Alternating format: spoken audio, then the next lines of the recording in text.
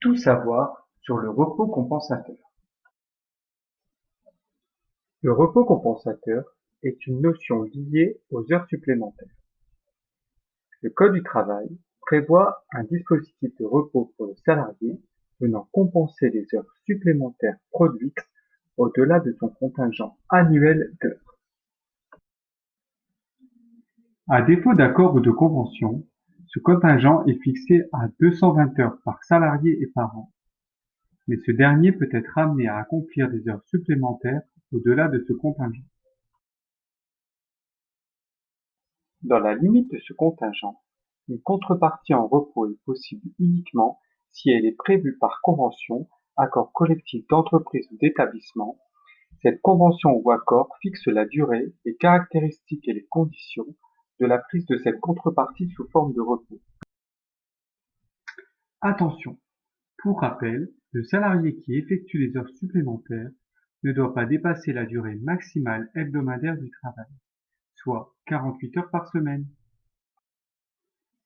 Les heures supplémentaires accomplies au-delà du contingent annuel de 220 heures ouvrent droit à une contrepartie sous forme de repos obligatoire pour le salarié. Cette contrepartie s'ajoute à la majoration des heures supplémentaires.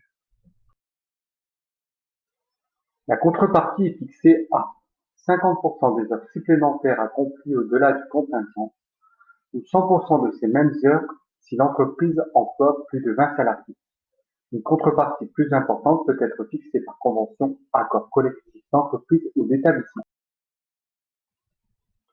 La convention ou l'accord peut également fixer la durée, les caractéristiques et les conditions de la prise de cette contrepartie obligatoire sous forme de repos.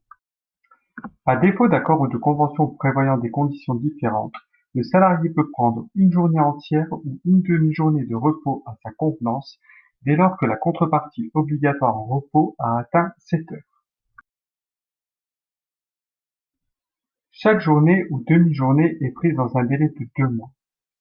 Le salarié qui ne demande pas à bénéficier du repos dans le délai peut le prendre à la demande de l'employeur dans un délai maximum d'1 an.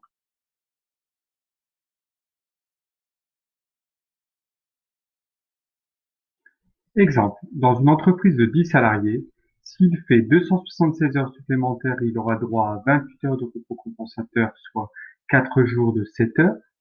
S'il travaille dans une entreprise de 30 salariés, il aura droit à 56 heures de repos compensateur, soit 8 jours. Voilà, vous savez tout.